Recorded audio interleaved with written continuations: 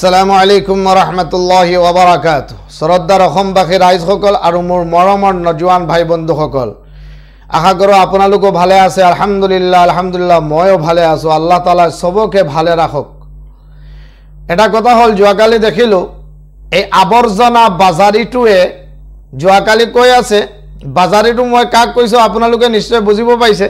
এই বাজাৰীটো কৈ আছে যে হিন্দু ভাই ভনীসকল, আপোনালোকে মোক অলপ মৰম চেনেহ কৰিলে, আপোনালোকৰ সহায় সহযোগিতা পালে মই মুছলমান সমাজক পৰিষ্কাৰ কৰিব পাৰিম। তোক মই কৈ আছোঁ, তই কোন অসমৰ মুছলমান ৰাইজক পৰিষ্কাৰ কৰিবৰ কাৰণে আহিবি? অসমৰ মুছলমান তোৰ নিচিনা লেতেৰা নহয়, অসমৰ মুছলমান তোৰ নিচিনা অপদাৰ্থ নহয়, অসমৰ মুছলমান তোৰ নিচিনা আৱৰ্জনা নহয়। তই আমাৰ অসমৰ মুছলমানৰ ৰাইজৰ ওচৰত আহিবলৈ তো স্থান পোৱা নাই আৰু মৃত্যুলৈকে তই নাপাওঁ। তই এটা আৱৰ্জনা, তই এটা লেতেৰা, তই কি কম, মানে কোনো ভাষা নাই। তই লাজ নথকা এটা অপদাৰ্থ, এটা লেতেৰা। অসমৰ হিন্দু সম্প্ৰদায়ৰ মানুহ তোৰ নিচিনা লেতেৰা আৰু মূৰ্খ, জদা মূৰ্খ নহয়। অসমৰ হিন্দু সমাজখনেও জানে তই অসমৰ এটা আৱৰ্জনা। তই য'তে যাবি সেই জগাখন অপদাৰ্থ কৰি পেলাবি। সেইকাৰণে অসমৰ মানুহে তোক আহ্বান নকৰে, তোক নিমন্ত্ৰণ নিদিয়ে। কিয় নিদিয়ে? অসমৰ হিন্দু মুছলিম চবে জানে তই এটা অপদাৰ্থ, তই এটা নালায়েক। সেইকাৰণে তোক কোনো মানুহে সন্মান নিদিয়ে। এতিয়া অসমৰ মুছলমানক মই ধন্যবাদ জ্ঞাপন কৰিছোঁ। সেই আমাৰ মৰম চেনেহ নোপোৱাত এতিয়া আৱৰ্জনা সৃষ্টি কৰিবৰ কাৰণে, হিন্দু সম্প্ৰদায়ৰ মানুহক লেতেৰা বনাবৰ কাৰণে হিন্দু মানুহৰ ওচৰত সি আহ্বান কৰি আছে, আপোনালোকে মোক মৰম কৰক, আপোনালোকে মোক আঁকোৱালি লওক। তোৰ নিচিনা এটা মূৰ্খক কোনে ঠাই দিব? আমাৰ অসমৰ মুছলমানেও তোক ঠাই নিদিয়ে। হিন্দু সম্প্ৰদায়ৰ মানুহে কিয় তোক ঠাই নিদিয়ে জানো?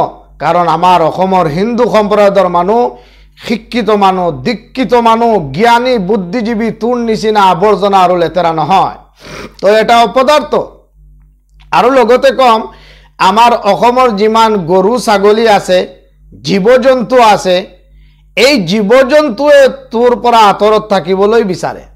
কাৰণ অসমৰ জীৱ জন্তুৱে ইতিমধ্যে বুজি পাইছে যে অসমত এনেকুৱা এটা জীৱ আহিছে, এনেকুৱা এটা পদাৰ্থ, তাৰ ওচৰত জীৱ জন্তু যাবলৈও ভয় কৰে। সেইকাৰণে মই তোক কৈ দিছোঁ, অসমৰ মুছলমান সমাজ পৰিষ্কাৰ কৰিবৰ কাৰণে তই কোন? তোৰ নিচিনা আমি লেতেৰা নেকি? তোৰ নিচিনা আমি অপদাৰ্থ নেকি? আমাৰ অসমৰ মুছলমানক লৈ মাত মাতিবলৈ এশবাৰ ভাবিব লাগিব। বুজি পাইছনে নাই?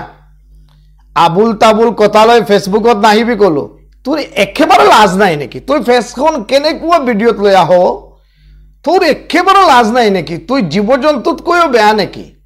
মানুহ হিচাপে অলপ লাজ থাকিব লাগে, মানুহ হিচাপে অলপ লাজ থাকিব লাগে। তোৰ 5 পইচাৰো লাজ নাই নেকি?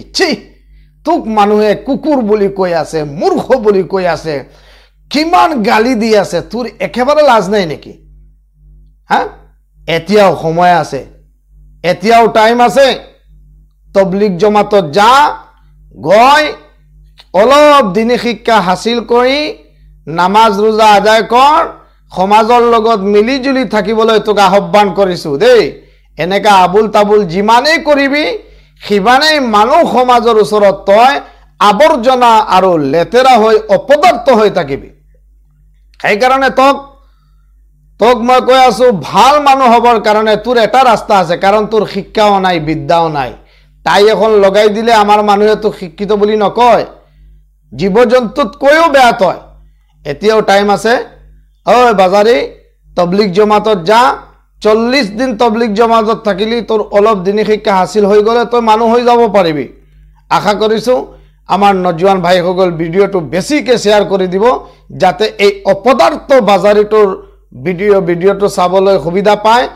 আৰু ক'ব নোৱাৰোঁ, হ'ব পাৰে আমাৰ এনেকুৱা কথা শুনি তাৰ লাজ লাগি যাব পাৰে। লাজ যদি লাগি যায়, মানুহ হৈ যাব। মানুহ হৈ গ'লে ভাল। আমি সদায় বিচাৰোঁ এটা বেয়া মানুহ ভাল হয়। আপোনালোকে ভিডিঅ'টো বেছি কৰি শ্বেয়াৰ কৰি দিব, যাতে চবে দেখিবৰ সুবিধা হয়, চবে দেখিবলৈ পায়।